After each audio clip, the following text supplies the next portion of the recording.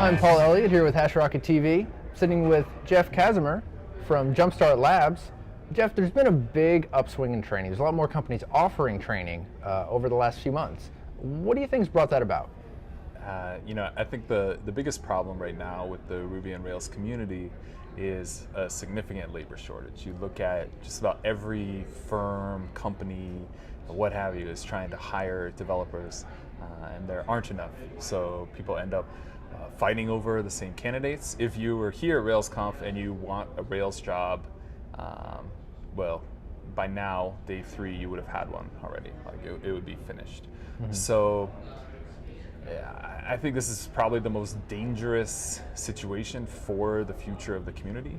If we don't have more people, it can't grow. And so I work with a lot of startups, people founding startups and so forth, and they ask me, like, why not use Ruby? And that's what I tell them is, if you don't have somebody internal that you can trust, a technical co-founder that you really believe in, or if you're not going to become a programmer and you don't have VC to hire an excellent firm like Hashrocket, you're in trouble. Like, I don't know, I see a couple people around here that are like, hey, I have this little company and I just need some help. And people are like, sorry, can't help you. It would be very challenging as a business owner. Yeah, now, training somebody up to be a proficient Rails developer is not something that's going to happen over 2 or 3 days, right, or however long a training course is. It takes a long time. So these people who are looking for, like these startups that are looking for solutions like that, they kind of, do you tell them that all these training offerings are not, they'll get you started, but they won't, they're not going to get you there. They'll get you started. I think programming is just like any other art or craft. Like, you can go to a fun workshop and get a little taste of it and see, like, oh, maybe I could do this. Like, you can learn enough to figure out whether it's something you want to pursue. But if it is, you have only taken one step of a long journey.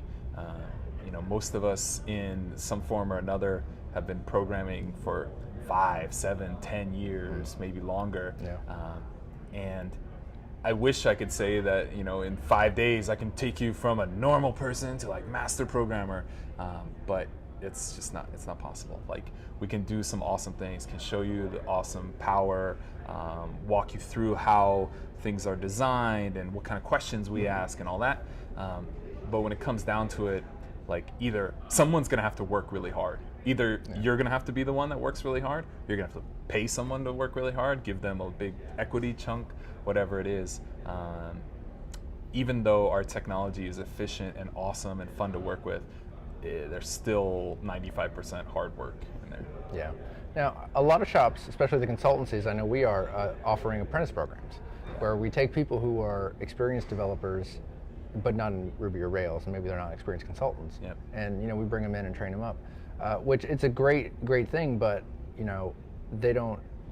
apprentices don't get paid the way that a regular developer would. Right. So when you're coming from another industry, that makes it really hard. It's like, I got a family to support. I can't take a pay cut like that. Yeah, it's definitely a big challenge. I think apprenticeship is the only way to learn this properly, I would say. People ask about, like, oh, I'm thinking about going back to college. No, that's not going to help. I mean, like, if you want to go back to college because you think it's interesting, do it. But if you're trying to get into this scene, not really going to help you. 4 years from now, when you're done with that. 4 years from now, 120,000 in debt, maybe, or more. You'll find out that nope. I think the apprentice programs that are springing up with you guys, companies like Optiva, Smart Logic here in Baltimore has an apprenticeship program. Mm-hmm. It's just a win for everybody involved. Like, the learner is, you're getting paid. It's not a lot, but it's better than paying, which you would be doing just about anywhere else. Certainly.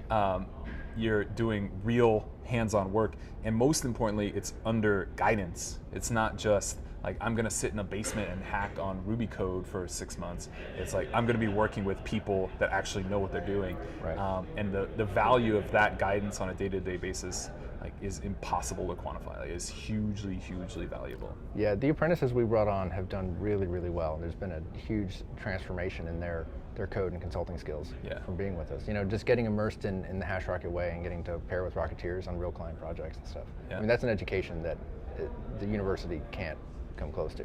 I think even as professional developers, you see some people doing journeyman stops, going to a shop for a week or two here and there, and just jumping in and pairing on some stuff. And it's so clearly the best way to learn the way other people do things. You know, whether maybe you know one way coming in, and now you're going to know two ways coming out. And, you know, when we paired for a week a year ago, and I like definitely came out of it thinking like, wow, I definitely learned things, like have new appreciations that I didn't have the week before, and it wasn't really.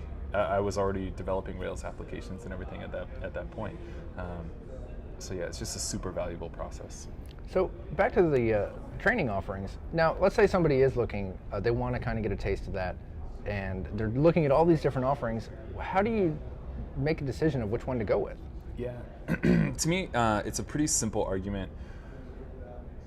If you wanted to, let me try this again.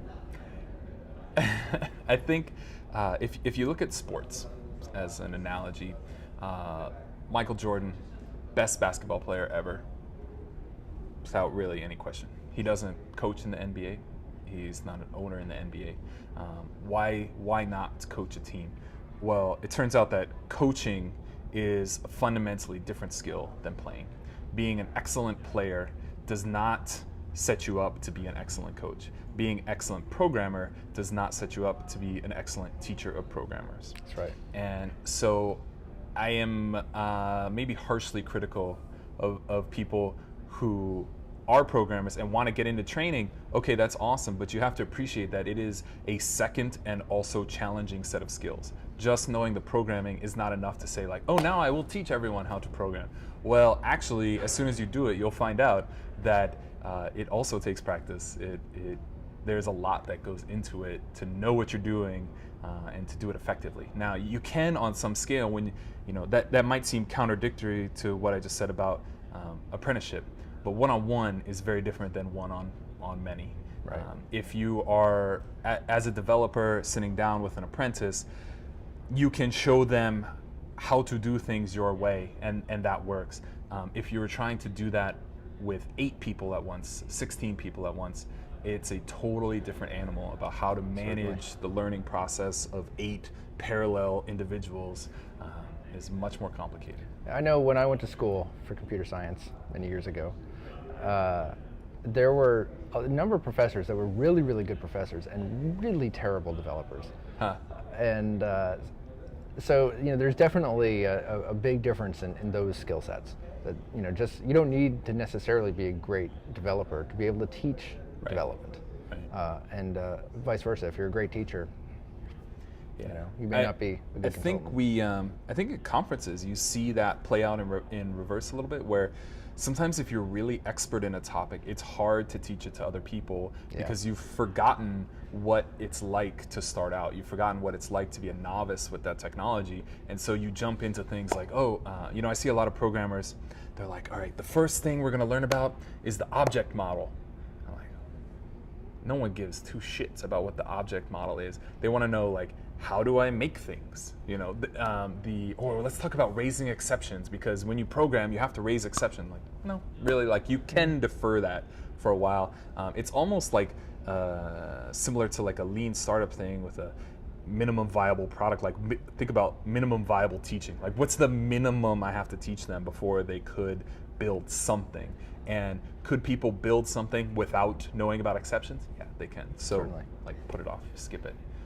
Yeah, I know whenever I give talks at conferences, I always aim it at beginners, because I know, like we're saying, most people are, you know, getting into it. They're not expert developers. Yeah. And I feel like, you know, aiming talks at more of the beginner intermediate crowd is, especially for a conference like this, is beneficial, because most of the people in the audience are going to get lost if it's too expert of a topic. Yeah, there definitely has to be a balance, you know. So it's a challenge from the conference organizer side of like we want to have some intermediate talks, some beginner talks, some advanced talks. I guess there really are no advanced talks. Like there are beginner talks and there are intermediate talks. But yeah, you have to. I think you find a lot more advanced talks at the smaller like meetup groups, things like that. Yeah, exactly. So cool. Well, it's great talking to you. Thank you very much. Yeah.